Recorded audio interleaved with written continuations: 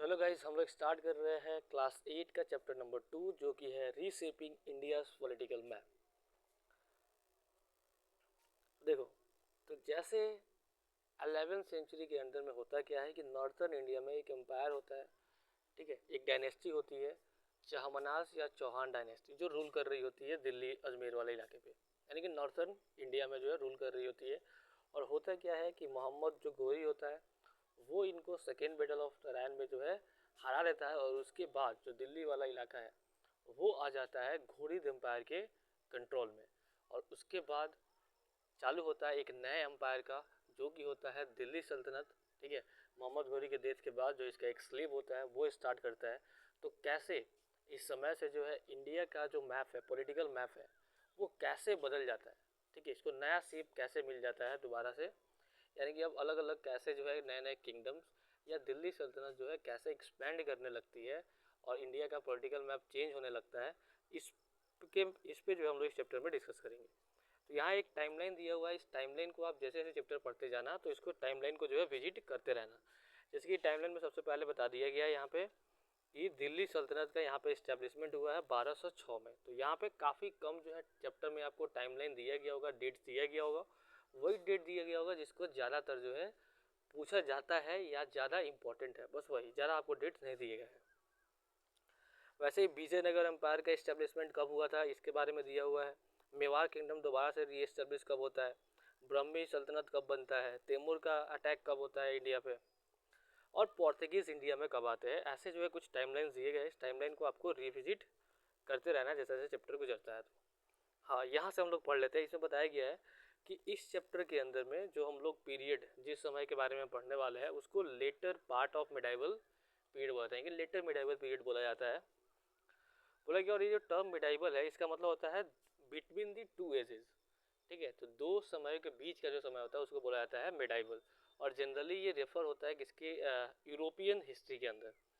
European history में जो medieval period है वो आता है फॉल ऑफ रोमन एम्पायर, यानी कि 5th सेंचुरी से 14th या 16th सेंचुरी के बीच का जो समय होता है वो यूरोपियन हिस्ट्री में जो है मिडाइवल पीरियड का नाम दिया जाता है। आगे और भी बताया गया है कि यूरोप का और इंडिया का हिस्ट्री जो है काफ़ी ज़्यादा एक दूसरे से अलग है, इसलिए वो दोनों के लिए सेम टर्म जो है मिडाइवल यूज़ नहीं कर सकते हैं। लेकिन हम लोग कभी कभी इस चैप्टर में जो है मिडाइवल वर्ड का जब यूज़ करेंगे तो इसका सिंपली मतलब होगा 11 से 17 सेंचुरी के बीच का समय। तो जब भी मिडाइवल टर्म का यूज़ करेंगे हम लोग तो समझ जाना आप कि 11 से 17 सेंचुरी के बीच का बात हम लोग कर रहे हैं। और बताया गया ये कि हमारे चैप्टर्स में टेपेस्ट्री ऑफ द पास्ट में जो भी चैप्टर्स होंगे उनमें काफ़ी कम जो है डेट्स को रखा गया है। आपको दोबारा से जो है टाइमलाइन को विजिट करते रहना है, जो मैप्स दिए गए हैं उसको आपको विजिट करते रहना है ताकि आप जियोग्राफी को, ठीक है, अलग अलग मैप पे जियोग्राफी और क्या डिफ़िकल्टी जो है फेस करना पड़ता था उस समय के आर्मीज़ को, कॉमन पीपल को, ट्रेडर को, स्कॉलर्स को एक जगह से दूसरी जगह मूव करने में ये आप समझ पाने के लिए। और वर्ड रहा स्पेलिंग, स्पेलिंग का भी कुछ खेल होगा कि आपको बहुत सारे अल्टरनेट स्पेलिंग देखेंगे, जैसे कि खिलजी के लिए खलजी और खिलजी दोनों लिखा हुआ होगा, दोनों का मतलब सेम है। तो ऐसा क्यों हुआ है, ठीक है, मोगल या मुगल जो है सेम ही होंगे, तो ऐसा क्यों है, स्पेलिंग स्पेलिंग क्यों खेला गया है इसकी भी समझ लेते हैं। क्योंकि पर्शियन स्क्रिप्ट को जब रोमन स्क्रिप्ट में चेंज किया गया है तो इसी में जो है कुछ डिफ़िकल्टीज आया हुआ है। ठीक है, तो उसी डिफ़िकल्टीज के कारण जो है यहाँ पे आपको दो दो सिमिलर जो है एक ही चीज़ के लिए दो दो वर्ड्स जो है बन जाते हैं। ठीक है, जैसे कि खलजी खिलजी दोनों सेम ही है। ठीक है, एग्जाम्पल ऐसे आपको दिया हुआ है तो उसके लिए कंफ्यूज आपको नहीं होना है। हाँ, अब यहाँ से हमारा पढ़ाई स्टार्ट होता है। बोला गया है a new era in India's journey begin in the early 11th century. Early 11th century में 11th सेंचुरी के शुरुआत में जो है इंडिया के अंदर एक नया एरा चालू होता है, नया एरा चालू होता है। Invasion from beyond the Hindukush mountain reshaped India's political map.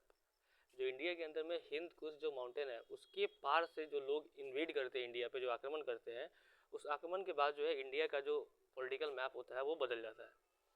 No doubt India has seen massive warfare in the earlier period,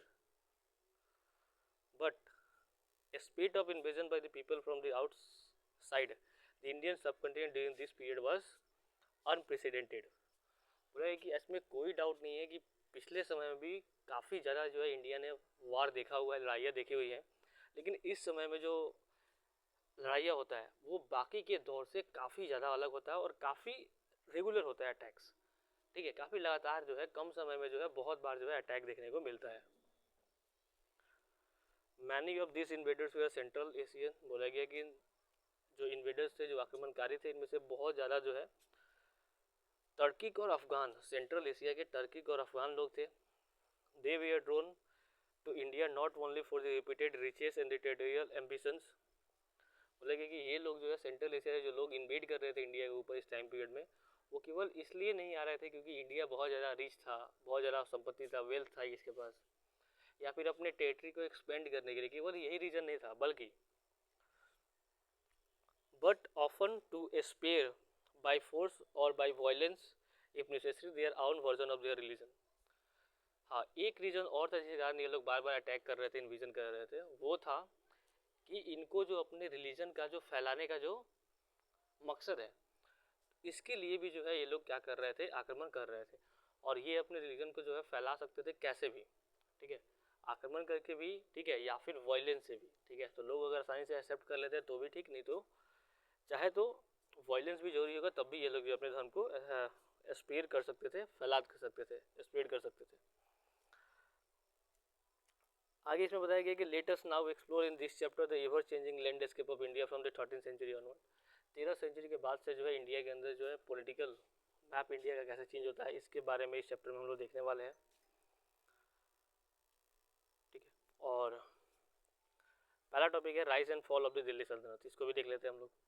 बोला कि we begin our journey here with the Delhi sultanate formed after the defeat in the 1192 of king Prithviraj Chauhan who ruled over part of the north western India. बोला कि हमारा journey start होता है दिल्ली सल्तनत से। ठीक है, जब दिल्ली सल्तनत फॉर्म कब होता है, 1192 में जो एक राजा होते हैं पृथ्वीराज चौहान, उनके डेथ के बाद से जो है दिल्ली सल्तनत जो है चालू होता है। हालांकि दिल्ली सल्तनत अभी नहीं, 1206 में चालू होता है, ठीक है, लेकिन न्यू जो है इसी टाइम पीरियड से रख दिया गया था। Delhi Sultanate saw the rule of 5 successive foreign dynasties of the Turkic Afghan origin. अब ये दिल्ली सल्तनत के अंदर जो है टोटल 5 डायनेस्टी जो है रूल करती है एक के बाद एक। वो 5 डायनेस्टीज है ममलुक, यानी कि जिनको स्लेव डायनेस्टी भी कहा जाता है, खिलजीज या फिर खलजी, फिर तुगलक, सईद्स और लोधी, ये 5 डायनेस्टी जो है रूल करती है। While certain part of the India came under the control of the Delhi Sultanate, neighboring kingdoms such as Eastern Gangas in the east and the Hoysalas in the south resisted its advance and also emerged as thriving center of art, culture and administration। आगे बोला गया है कि भले ही India, northern India के काफ़ी ज़्यादा हिस्से जो है दिल्ली सल्तनत के हाथ में आगे होते हैं, जिसपे दिल्ली सल्तनत रूल कर रही होती है, लेकिन इसके साथ साथ ही ईस्ट में जो है कुछ और भी यहाँ के नेबरिंग किंगडम्स थे दिल्ली सल्तनत के, जिसके ईस्ट में रूल कर रहा होता है ईस्टर्न गंगा और साउथ में रूल करता है होयसलाज, जो इनको स्प्रेड को एक ईस्ट में स्प्रेड नहीं करने दे रहा था और दूसरा साउथ में। और ये जो किंगडम्स है दोनों, ये दोनों जो है एक काफ़ी बढ़िया केंद्र बनता है आर्ट का, कल्चर का और एडमिनिस्ट्रेशन का। और दिल्ली जो रहता है, सिटी दिल्ली, ये काफ़ी बड़ा जो है यहाँ पे रोल लेता है किस चीज़ में, नॉर्थर्न इंडिया के पॉलिटिकल कामों में।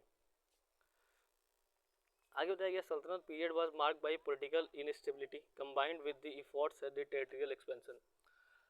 तो अब बात बताया गया क्या कि दिल्ली सल्तनत का जो टाइम पीरियड था उसमें काफ़ी ज़्यादा इनस्टेबिलिटी वाला टाइम था, क्योंकि किसके कारण, टेरिटोरियल एक्सपेंशन के कारण, कि टेरिटरी जो है वो लोग बहुत ज़्यादा जो है एक्सपेंड करना चाहते थे, अपने आसपास के इलाकों को जो है अपने अंदर जो है मिलाना चाहते थे।